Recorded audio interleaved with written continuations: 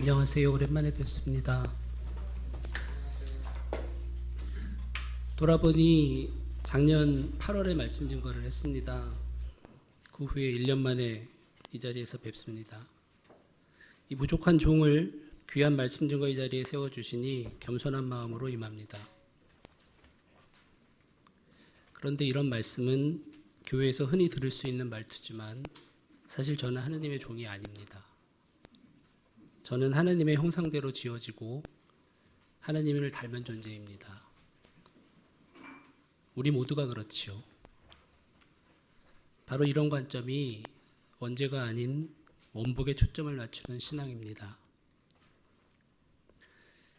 작년 말씀 증거에서는 원죄를 넘어 원복으로 가자고 했습니다. 또 심판의 하나님을 넘어 창조의 영성으로 예수 그리스도를 확장하여 보편적 그리스도로 가자고 제안했고, 문제 해결의 신앙에서 하나님 현존의 신앙으로 나아가자고 말씀드렸습니다. 또 사회적 실천에 더해 골방에서 기도하는 영성으로 나아가자고 말씀드렸습니다.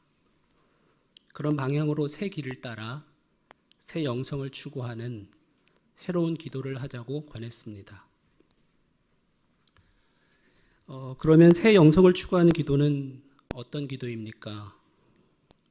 여러분은 어떻게 기도하십니까?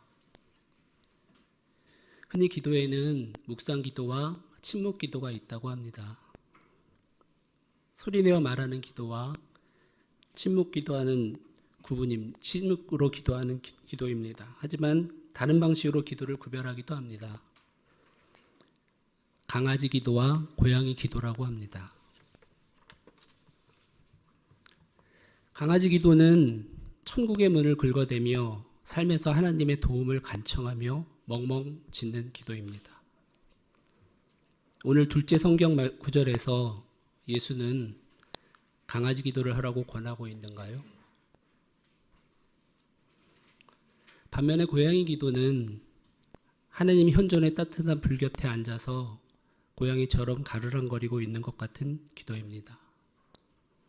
구체적으로 무엇을 요구하기보다는 현실을 받아들이는 기도라고 할 수 있겠습니다. 예수님의 발치에 앉아서 말씀을 듣고 있던 마리아가 이렇게 기도하는 태도를 보여준다고 할 수 있겠지요. 여러분은 어떻게 기도하십니까? 어떤 하나님께 기도하십니까? 사실 오늘의 성경 말씀은 몇 주 전에 말씀 증거하신 두 분께서 선택하신 구절을 제가 다시 가져온 겁니다. 앞의 구절은 히브리 성경에서 가난한 사람들을 등쳐먹는 사람들을 하나님이 심판한다는 주장이고, 두 번째 성경 구절은 신약 성경에서 우리가 어느 과부처럼 귀찮을 정도로 간구하면 하나님께서 그 요청을 들어주신다는 예수의 말씀입니다. 그런데 여러분, 정말 그럴까요? 우리가 믿는 하나님은 악한 자를 벌하고 또 우리가 간절히 요청하는 일들을 이루어 주시나요? 하나님께 진심으로 기도하면 병이 낫고 기적이 일어납니까? 그리고 세상의 악인들은 모두 일시에 사라집니까? 어느 날 이태원 밤거리에서 사람들에게 깔려 죽어간 사람들의 참담함과 억울함을 하나님이 다 해결해 주시나요? 그런 참사가 일어나도록 방치한 사람들은 하나님의 준엄한 심판을 받던가요? 욥기에는 이런 구절이 있습니다. 처음에는 보잘것없겠지만 나중에는 크게 될 것이다. 세 번역으로 이렇게 읽으니 좀 밋밋합니다. 개역 개정에는 이렇게 나옵니다. 네 시작은 미약하였으나 네 나중은 심히 창대하리라. 음식점이나 가게를 새로 내는 경우에 멋지게 나무판을 새겨서 선물하기도 하는 구절입니다. 그런데 사실 이 구절은 하나님이 악마와 내기를 한 탓에 죽음보다 더 큰 고통을 당한 욥에게 한 친구가 충고한 말입니다. 그리고 그 친구들은 나중에 그런 일반적인 종교적 충고를 했다는 이유로 하나님에게 꾸지람을 듣습니다. 우리는 그 친구들이 아니라 욥에게서 배워야 하는데 번영의 신앙을 추구하는 사람들이 교묘하게 그 구절을 가져다가 성경의 본래 의도와 다르게 이용하는 것입니다.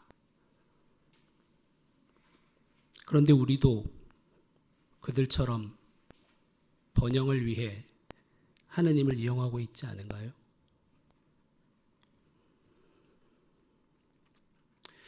불교에서는 공의 이치를 알면 팔풍, 즉 8가지 바람에 흔들리지 않는 삶을 살 수 있다고 합니다.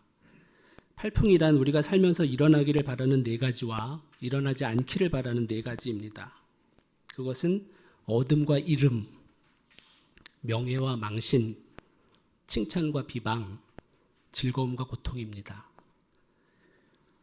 우리말로는 이것을 더 간결하게 길흉화복이라고 하지요.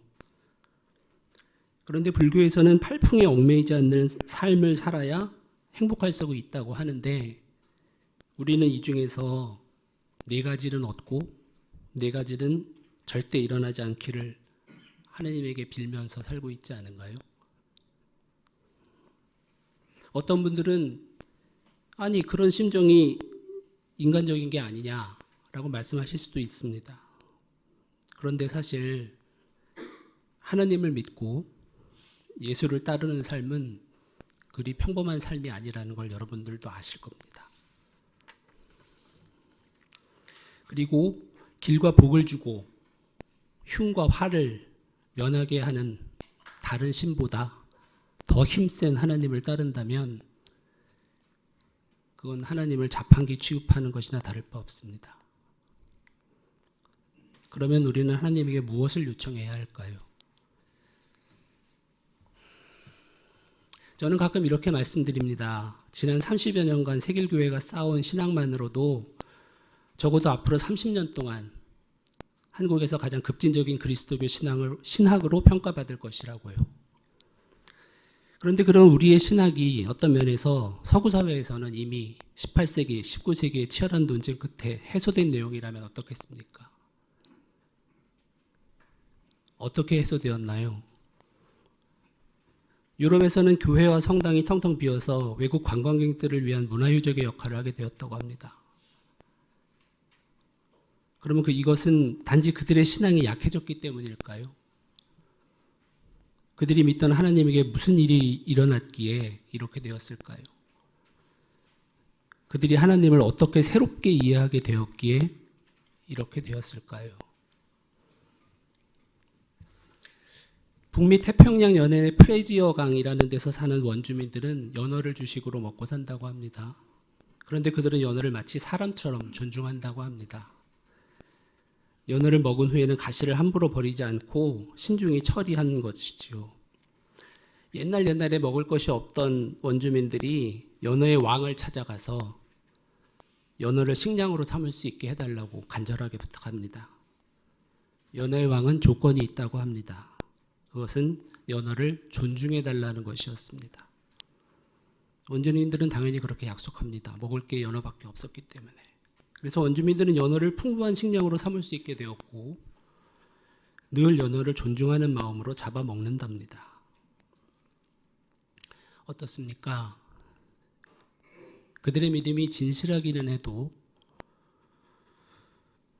우리의 신앙보다는 수준이 낮다고 생각하십니까? 그런데 원주민들이 식량이 되어주는 연어를 사람처럼 대하는 태도가 우리가 하느님을 사람처럼 대하는 태도와 비슷하게 여겨지지는 않으시나요? 히브리 성경에는 유대 민족을 위해 다른 민족을 말살하고 복수해주는 하나님이 나옵니다.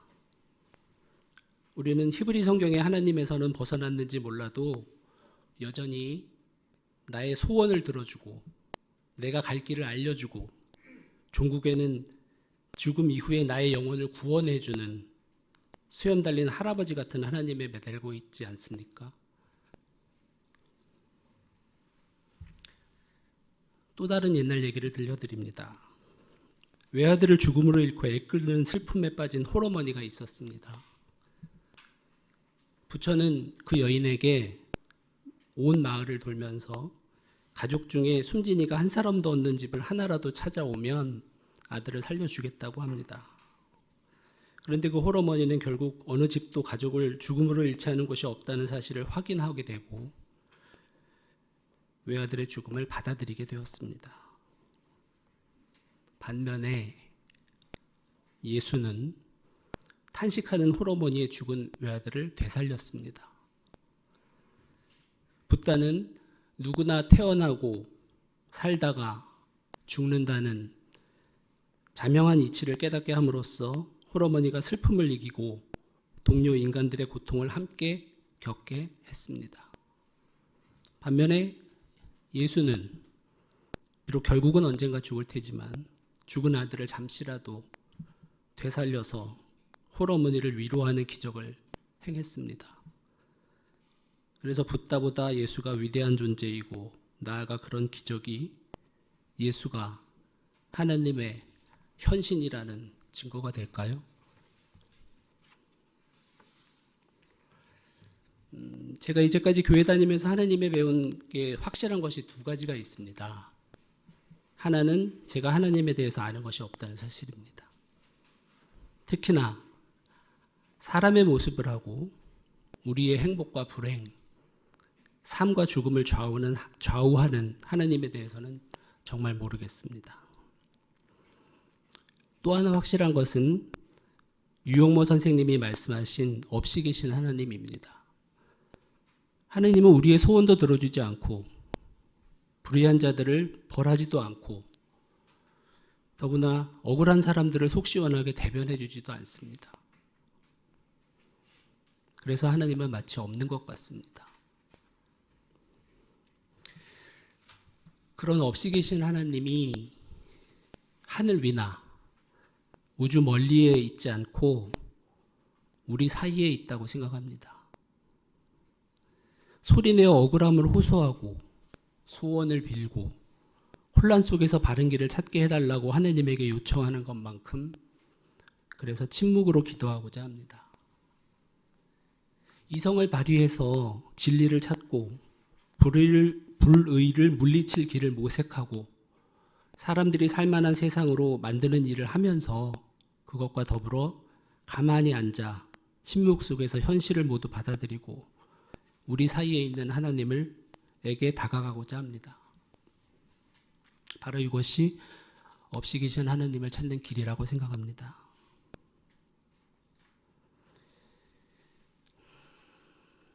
오강남 선생님의 책 예수는 없다가 출간된 해가 2001년이라고 하더라고요. 그 책의 제목은 원래 그런 예수는 없다였는데 출판사와 협의해서 보다 간결하게 예수는 없다라는 제목으로 출간되었다고 합니다. 그로부터 21년이 지난 2022년 12월 오늘 제 말씀 증거의 제목은 원래 그런 하나님은 없습니다라고 할 수 있습니다. 하지만 보다 간결하고 선동적으로 하나님은 없습니다로 바꾸었습니다. 강아지 기도를 들어주는 그런 하나님은 없습니다. 민수기 6장 24절에서 25절은 이렇습니다. 주님께서 당신에게 복을 주시고 당신을 지켜주시며 주님께서 당신을 밝은 얼굴로 대하시고 당신에게 은혜를 베푸십니다. 주님께서 당신을 고이 보시어서 당신에게 평화를 주시기를 빕니다. 우리가 없이 계신 하나님을 바로 볼 수 있을 때 이런 기도가 진정한 의미를 띌 수 있을 것입니다. 없이 계신 하나님은 우리 사이에서만 찾을 수 있기 때문입니다. 없이 계신 하나님의 밝은 얼굴은 우리가 서로를 대하는 밝은 얼굴입니다. 그렇게 서로의 밝은 얼굴을 대하는 가운데 우리는 소원을 이루는 신앙이 아니라 현실을 받아들이고 역경 가운데서도 하루하루를 살아가는 힘을 얻는 신앙에 의지할 수 있지 않을까요? 히브리 성경에서는 하나님이 예언자들에게 직접 말씀하십니다. 이제 그런 하나님은 없습니다. 하지만 우리가 서로에게 건네는 말 속에서 없이 계신 하나님의 목소리를 들을 수 있지 않을까요?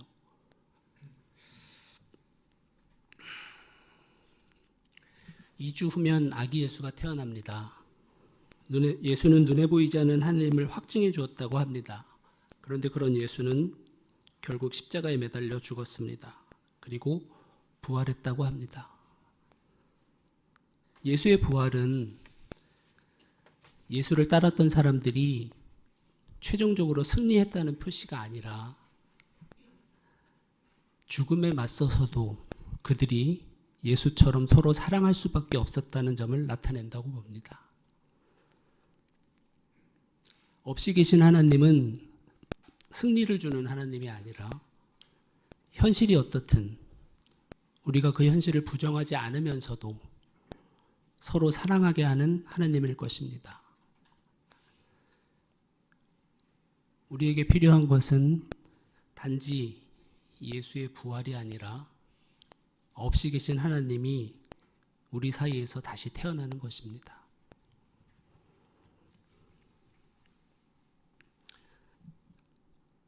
없이 계신 하나님께 잠시 침묵으로 기도드리겠습니다.